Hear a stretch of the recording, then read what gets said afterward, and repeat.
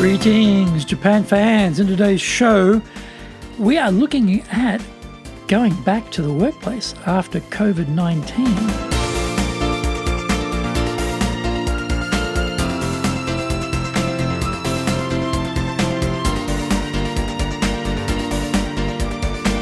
Maishu arizaimasu, and welcome back to the Leadership Japan series. I'm your host in Tokyo, Dr. Greg Story, your corporate coaching and training guy, the president of Dale Carnegie Training Japan, the best-selling author of Japan Sales Mastery, and my new book, Japan Business Mastery. We are broadcasting around the world from Minato-ku in the center of Tokyo, the leadership capital of Japan. Now, this podcast brings insights, examples, and experience about leading in Japan, and trust me, it is different here.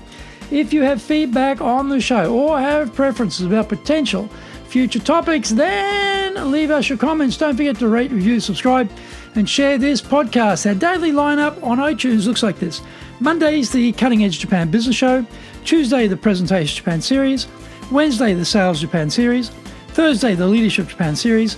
Friday's the Japan Business Mastery Show. And my new show on Saturdays, Japan's Top Business Interviews. Before we get going, today's handy Japanese phrase is daijoubu. Very important word in Japanese. Now, say your friend stumbled, tripped, and almost fell over or did fall over, you could say something like this. Daijoubu, daijoubu, daijoubu. This is very informal, of course, so very simple, just the word itself. Are you okay? Daijoubu, daijoubu, daijoubu. If it was a client, you would say, daijoubu desu ka? Daijoubu desu ka? Daijoubu desu ka? That would be acceptable. Daijoubu de gozaimasu ka would be a bit too much. It would be a little bit too formal in that sort of situation. So just daijoubu desu ka for a client, and for a friend, somebody who just tripped or stumbled, daijoubu, daijoubu, daijoubu. This is episode number 365. We are now entering year 8 of this podcast. 7 years and 1 week. Episode 365. And today we are talking about Back to the Future at the workplace. Let's presume you have all of the safety protocols in place for providing a safe working environment. How do we coexist with COVID-19 while gathering together back at the workplace? Human interaction is definitely something that many people long for after months of working from home. Yes, there were the online catch-ups, maybe even virtual lunches, coffee breaks, and happy hours, but it has not quite been the same. It doesn't mean everyone has to rush back to the workplace, though. There may be some people who are better off continuing to work from home. So organisational flexibility is the key. In fact, we must now question the logic of some of our workflows. This deadly virus may have also been deadly for workplace inertia. Pre-COVID-19, we just did things a particular way because that is how it's always been done around here. Sharing our lockdown lives is a good way of bonding the returning team together. With appropriate social distancing, get together in work groups and share with each other how each of us found it, what was good, what was difficult, what was different. This sharing might have to be done in relatively small groups for better safety considerations, but certainly make the time to do it. We can also spend some designated time together thinking about were there particular things we found while working from home that could be introduced to in a new style of working together. Hataraki kaikaku, or work style reform, is now well and truly upon us, rather than just being some speculative musing. Things we had previously thought to introduce but delayed actually happened at a lightning speed. Things we thought impossible became commonplace. Maybe we don't need to commute at the same time every day anymore. Maybe we don't need as much paper flitting from desk to desk. Perhaps our electronic approval systems need a permanent upgrade. Do we still need a hunk or seal for documents? We have some clients who ask us to send them the physical copy of the hunk or embedded electronic invoice. We walk over to the photocopier and we print it out and then send it by post. Quite crazy.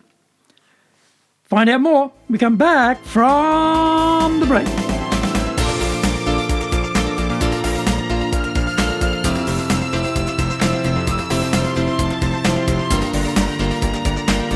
Today's show is brought to you by our public courses, but we also do custom in-house programs.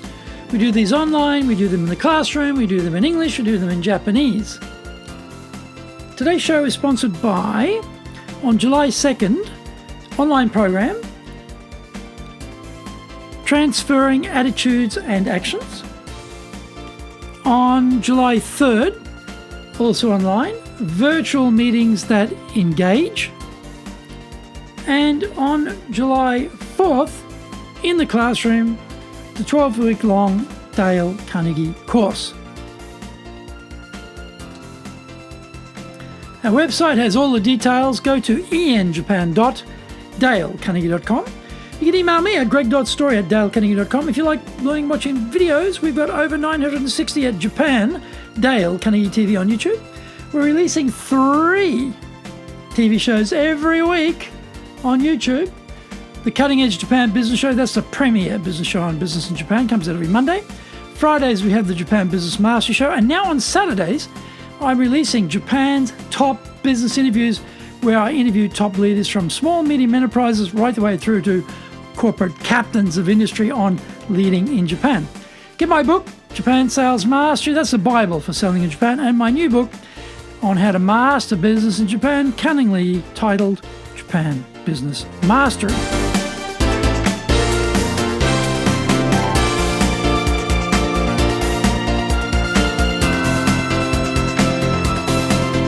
Welcome back. Things change, but the virus won't cease to be an issue until a vaccine is found. So coexistence is the best we can plan for at this moment. Well then, what should we be planning for? Rather than fighting the battles of the past, brainstorm these issues, engaging the team in order to move forward as a unit. Dale Carnegie said, "People support a world they help to create." Getting people involved in the design-in stage makes the execution piece much quicker and easier. The client's world has changed too. So how can we position ourselves to better serve clients in their new world of work?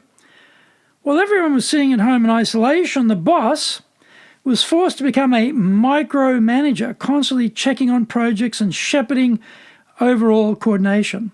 The normal channels of good communication broke down and bigger efforts were required to do relatively simple things. Because of this, during team separation, individuals had to be delegated more authority to make decisions. Now, the boss has to be very careful about simply transporting this micromanaging temporary fix back into the reimagined workplace. A lot of things have changed. Individuals who've stepped up and taken the lead need to be recognized and encouraged by giving them more responsibilities. The boss can't keep doing micromanagement. The leader needs to get back working on those tasks that only the boss can do. These are the most high-level tasks that bring the most value, as opposed to the detritus that normally consumes the daily schedule. Charles Darwin didn't talk about the survival of the strongest. He talked about the superiority of those species which could best adapt to change. It is not the strongest of the species that survives, nor the most intelligent, but the one most responsive to change. COVID-19 is a change that will be with us for a long time. We must find ways to adapt ourselves and our workplaces to this new world of work.